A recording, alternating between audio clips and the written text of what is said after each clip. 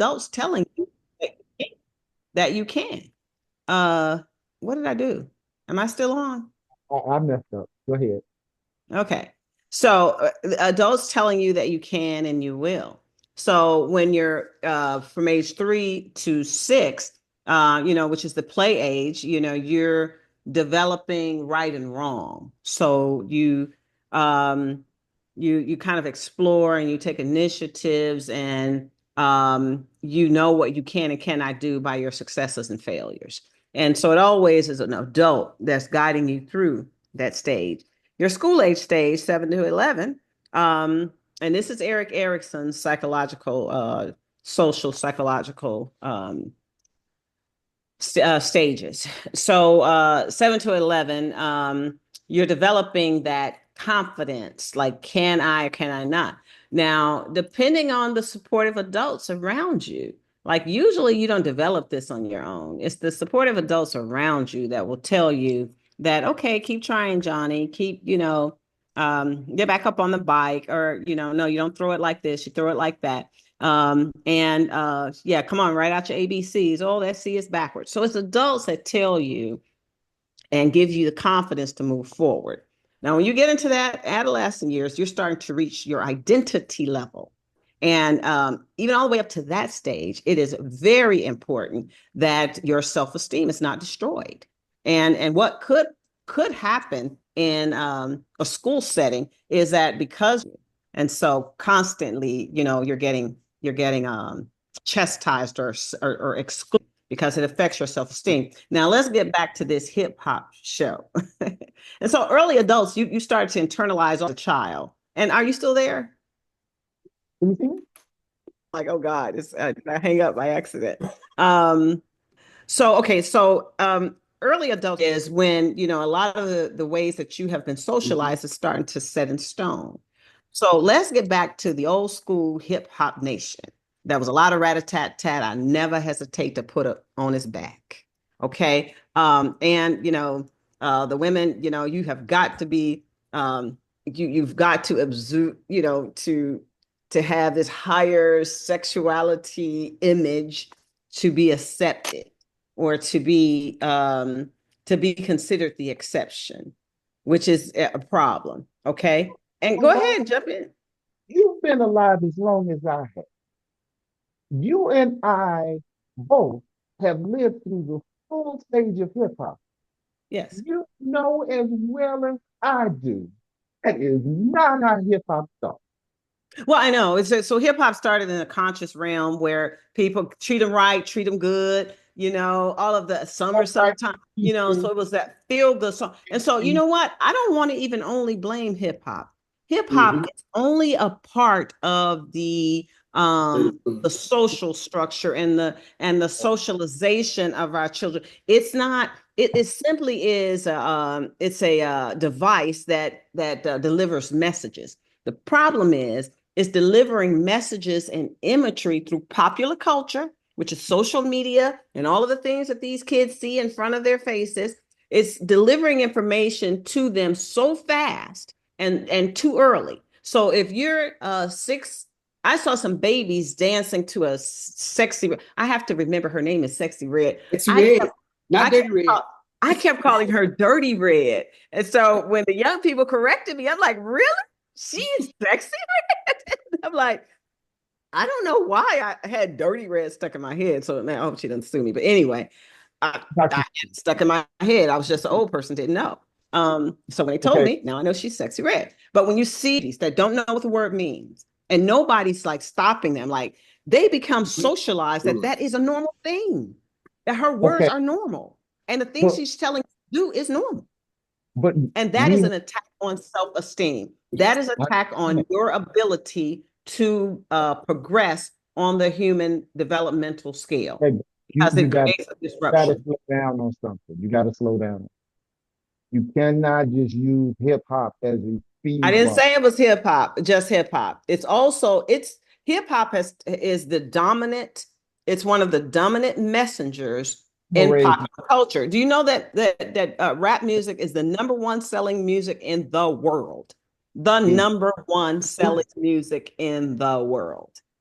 I'm raising So my that hand. means everybody of all creeds and everything are listening to it. I'm raising my hand. I'm not going to let you talk if you don't tell me that. I, No, it's, I mean, okay. Here's okay, the I thing. will. When people say hip hop, they think black people. We Mhm. cannot let that slide with just hip hop. Hip hop was not allowed on the award shows. It was not invested in by the traditional white power structure before early 1990. Yes. Once it was bought by them and the record companies were investing in it and controlling it, black people no longer had the control over Of the content. right. Where they were talking, where you had X Clan, where you had Poor Righteous Teachers, where you had Brand Nubians, where you had De La Soul. De La Soul. That's right. It's rare that it was profanity coming off of the East Coast.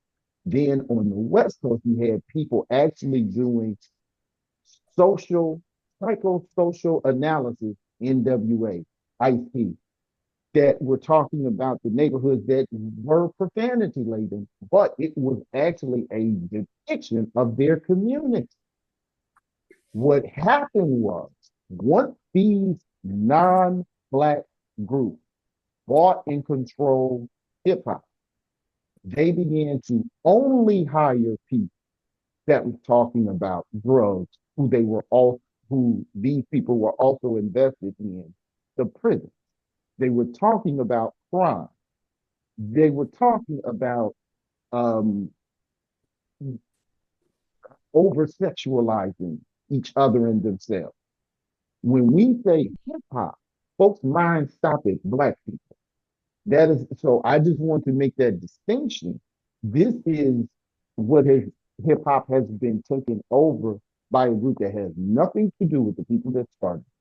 This is not. And yet and still, you had a halftime show. Here's where there's hope. You had a halftime show that called people to consciousness that this can be done different. Everything from the content to the distribution of it, it can be done different, but it doesn't deflect our responsibility as developers of children to know and understand what this is doing to disrupt the development of our children. It's a path. Now this is going to be a reach. It really is a path to genocide. Mm. It's a path to genocide, and here psychological genocide and physical genocide. And I'm just going to leave it at that. That was the point I was making. Right. That's how the war on I think drugs went. That was how they would do the high school to prison pipeline is through the music and through the culture, because those are the people they were hiring. That's why they were hiring ex prostitutes and strippers to be the image of black femininity.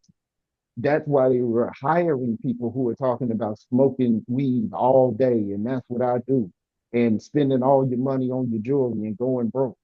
That they are particularly hiring these people in our community, but they're not doing that in their community. Where Well, is the what do you call a dirty red or filthy red or whatever? Where her is name is sexy Sexy. red. where is that version in the other ethnicity and racial groups? They're particularly hiring those people. Those are employees. The other lady that I don't pay much attention to because I don't let that into my energy. But she said, I have other songs. This is what they pay me to talk about. They don't want to hear about other songs. Glorilla. Well, it's interesting to me because I think every genre of music that we've created has always been demonized in some way, shape, form, or fashion. Yeah. And it's not The first just original jazz music is the first original American music. yeah, and they call it jungle music. And the And devil's music. exactly right. So and they've always demonized us. They've always over sexualized us. and overrepresented who we are as some form of minstrel representation of the culture. That goes back And to America. and this still continues to go on because it sells, and it's always sold. Well, and it's also causing a psychological disruption. So Exactly it's right. causing a psychosocial disruption. When Right. I say that it could lead up to Yes. genocide, since the Reconstruction period, Yes. incarceration has gone up by 700%. That's right. Most of them are of Black males. So you literally tutor them through social through popular culture. You tutor them into criminalization, and then you colonize them in a man colony where Yes. no procreation can happen. Right. And then you literally have, women out there embracing all manner of sexiness. Yes. And I don't want to just put it on there. It's all of those artists It's out all there. of them.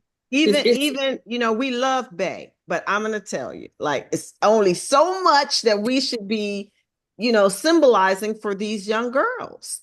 Most definitely. It really is. Yeah. And there's some responsibility they have. Right. And I think what's helped us in the past is that we've been able to counter the negative messages.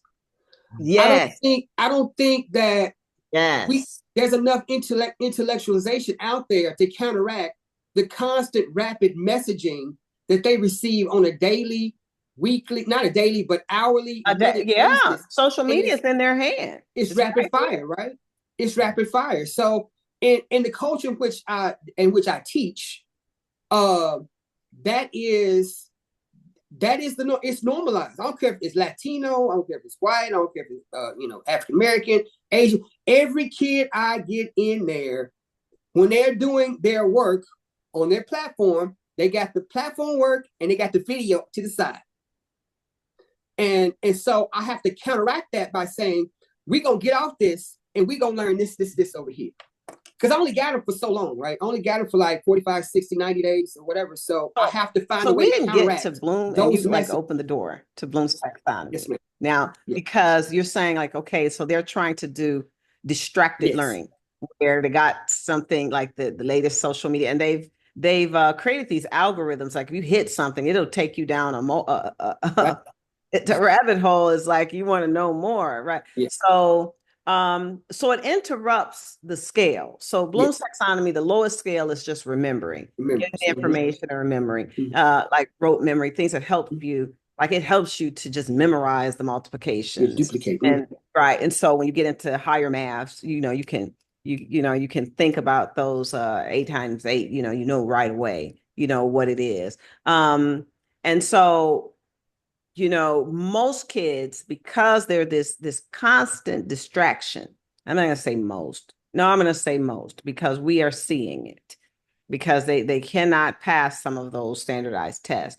Most kids, they have an interruption at the memory portion because of the distractions. Yes. Constant distractions. And I want to clear up for people in this. We're not just we're not saying that it's rap. We're not. It really is social media and the way that the electronic media is right near them. Even if they have a tablet that they're learning and engaging in, that tablet is open to social media, unless we have something that it closes. The second level is understanding. So you get an understanding, so you can, you can explain what you have learned. And you can associate it with other data, and that's when you start the scaffolding information, and you start building your capacity. And then at the next level, you can apply that knowledge. So the things that you've learned, you literally can apply it to something. So if I teach you how to do a sauna, and a sonnet. I'm saying a sauna. Okay, so I'm hungry. Okay. A sonnet. I don't even like that. But anyway, once you're taught it, then you can actually do it. Like you're at the application level and you know how to apply it. The next level is the analyzing or the analytical level. And that is where like kind of metacognition comes in, where I'll give you the simplest example. You read, the teacher assigns you three books that have sort of the same theme and ask you to identify the antagonist, which is the bad, identify the bad guy and say how these bad guys kind of have the same personality and the way they're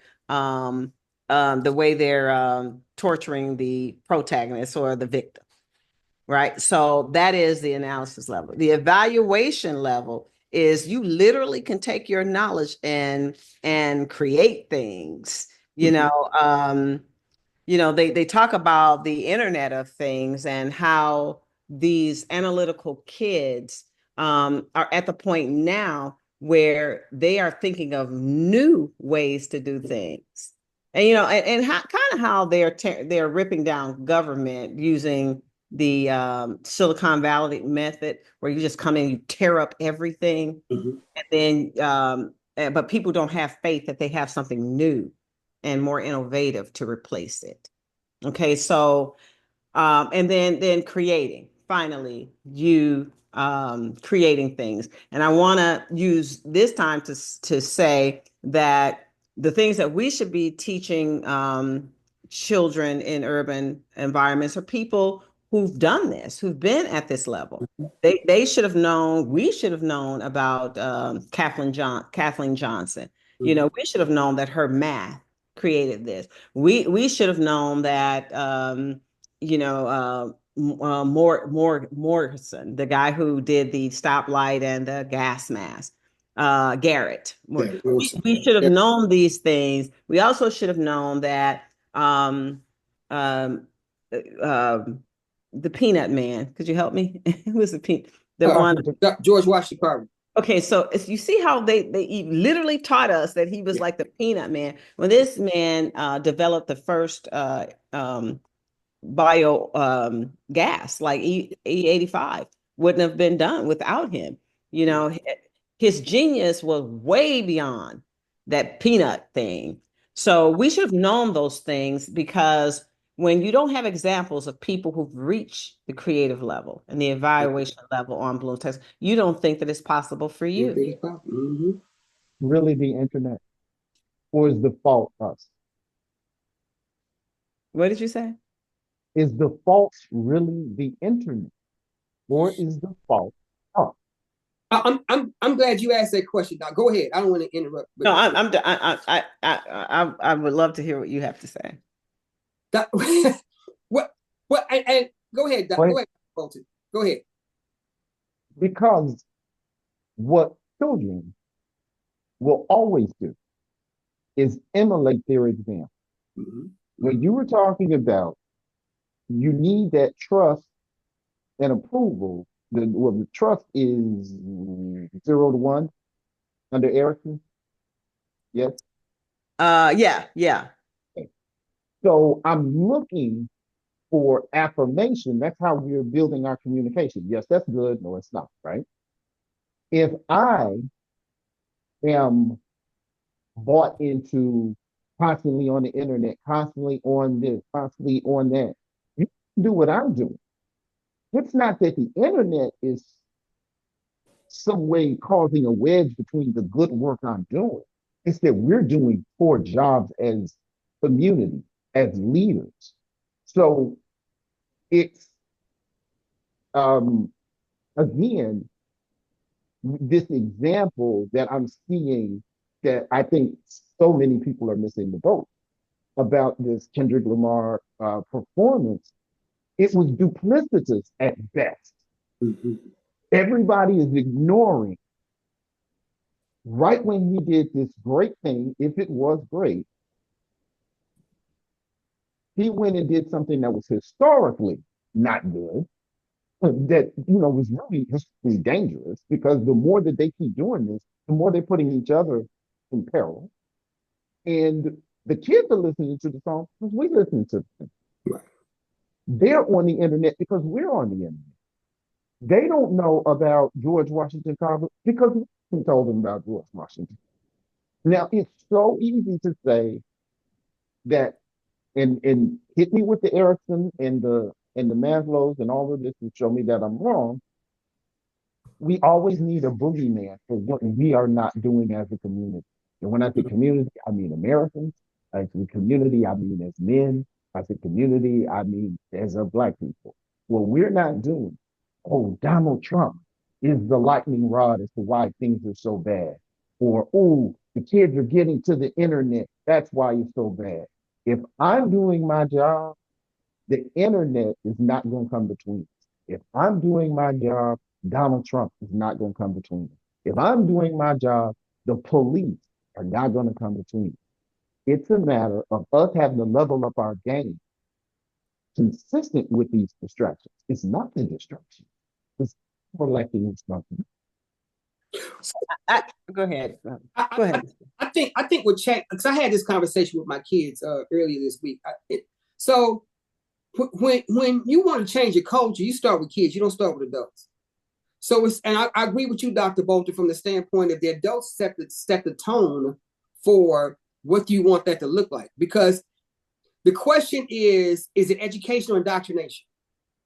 So when you make that decision to either educate or indoctrinate, you start with children. And children, what I've learned and understood is that children would always acquiesce to what you really want them to know, because they are open and receptive of the knowledge. Now, they may fight you on some stuff, especially kids who go through this, what we call myelination, right? So between like 12 to like 19, 20, maybe 24, they always want to rebel and fight against that knowledge because they're questioning who they are as an individual and how they fit within the society. And I'm so glad that you said that. That's a great example of knowing, of just having the knowledge of the human developmental framework. Development, right. Having some of that knowledge lets you know, okay, so here's how I can, intervene, or here's how I can create some intervention, or how I can help somebody get on a better pathway. Yes. Like knowing what happens at that human developmental stage. Yes. And in the process, having kids to buy into that, and taking ownership of that, and allowing them, one, to think, to analyze, and to create. But where I teach and where I educate, kids are so far down on the rung in terms of having soft skills. It's a challenge to make sure they get those soft skills as well as develop the higher order thinking in the process. Mm-hmm. But you can't underestimate the higher order thinking process. You can't underestimate that, because they can, but you still have to feed them the soft skills of which they have missed to allow them to transcend. So I have to give them basic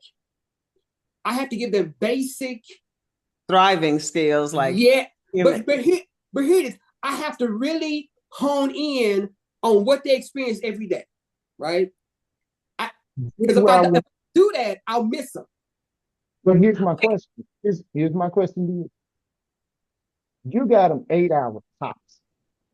Yeah. If I go home and everything else about that is the adult go to work and come home and on social media, and there is no support of what you're doing. Right. There is no visualization of what you're doing, because these are unstable environments many times.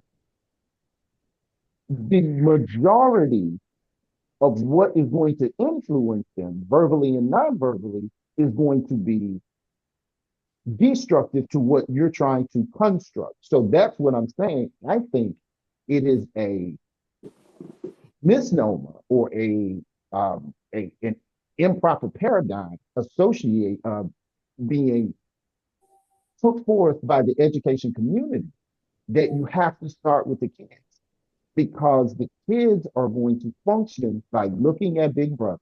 They're going to function looking at mom and daddy. They're going to function looking at grandmama and grandpa.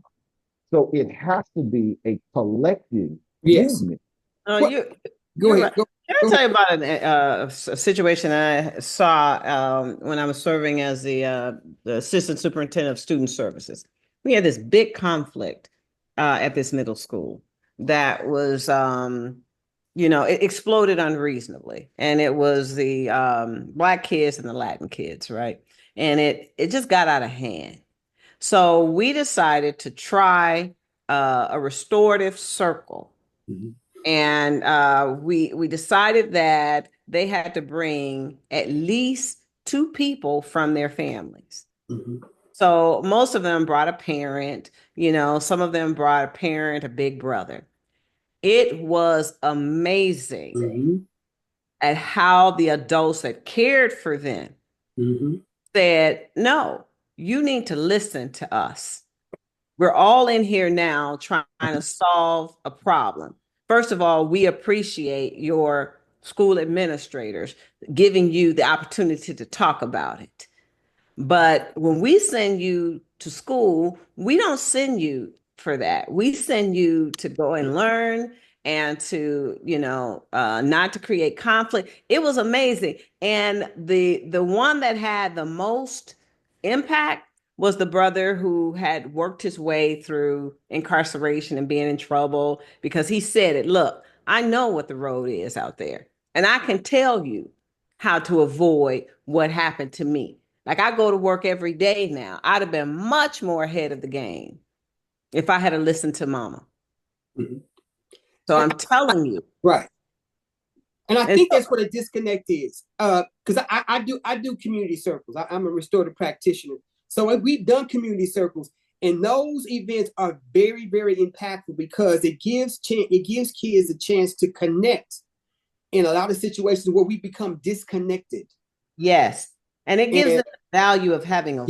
yes, We don't exactly right. just. And which is But the benefit of restorative process is to give everybody in the community a voice in making a change or establishing the norm. And so let's talk about the scale then. Yes. On the human hierarchy of needs scale, it literally gives you the sense of belonging. Yes. So it satisfies that. It satisfies on the Erickson human developmental scale. It builds that, that trust, that allowing you to learn and make corrections to your mistakes. It allows you to build your identity. So those kinds of things. So restorative literally helps you to Mhm. evaluate and adjust properly. And the social emotional learning side gives him the opportunity to regulate, go from dysregulation to regulation. Regulation. I'm just saying that for each person that's there, especially when you talk about the grown people, for Mhm. each person that's there are three people Mhm. who you see yourself as, or generally who you want to be. How people see you Mhm. and who you actually are. Mhm. What grown people generally do is get there and talk about who they want to be. Y'all need to listen to them. I'm not No, exemplifying. some of them deal with historical trauma as well. Mhm. So sometimes you discover that they had trauma that Most was unresolved, which is a, which is what led to, delivering another, misinformation. Mhm. another reason we can't start with the kindergarten. No, Yeah, I got no, this dude. but you do start, you manage their development and with, with I, good intentions, but not you manage them. You don't teach them the High Hitler thing like they. So I'm giving that example I because understand once that. once once the Nazi regime knew that their adult capacity had topped out, they It's went not the right student. to the youth so that they can That's continue my to point. manage that, That's thought my, process. they knew the youth were going to watch the adults, so they made sure that the adults were part of the plan. I'm not saying it's just like when we talk about the hip hop thing, and I'm like, you have to qualify because when people hear hip hop, they think like just like when people here start with kindergartens, they're thinking, forget about these other people. And Mm. the greatest impact on these younger people are the older people. Before I get to the social media, when going outside and playing sports, was the bomb, and that's what the big kids were doing. That's what little kids were doing. But why were the big kids doing it? Because their parents was on softball teams, their parents was on volleyball teams, their parents was playing weekend football. When the parents started, Well, we sure had day-long double dutch competitions, like double dutch all day long. and then what would always happen? That old aunt that you didn't know used to double Right. dutch would Would come out, right. and then broke y'all off. And you Right, Dress up. right. And her earrings would start flying everywhere. It's like, okay, in the house.